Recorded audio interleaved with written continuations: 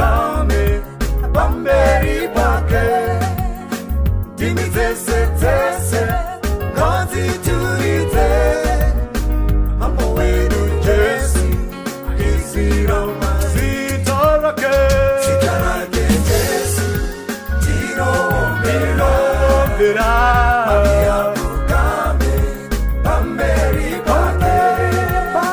Timitese tese ngaziturite mambo wedu Jesu izirama. Sitarake Jesu tinombera apfukame pamberi pake.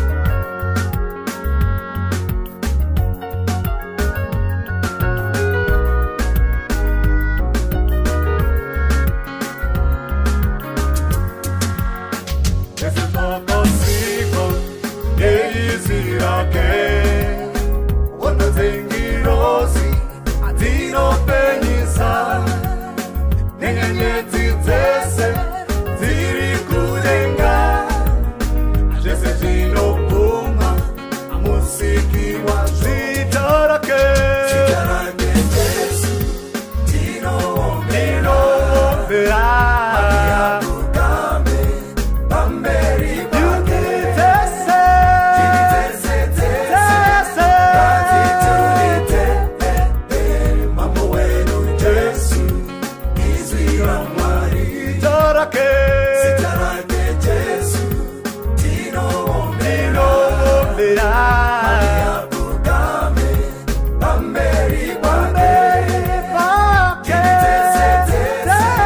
ngaziturite mambo wedu Jesu izirama.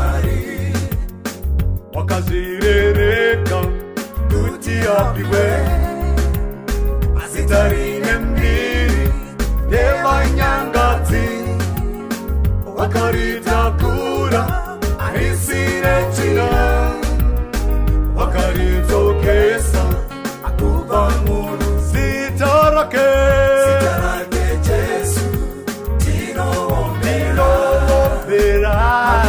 apfukame pamberi pake. Timitese tese ngaziturite mambo wedu Jesu izirama.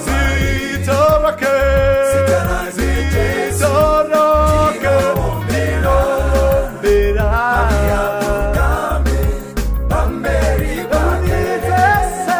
Timitese tese ngaziturite mambo wedu Jesu izirama. Katikati mambo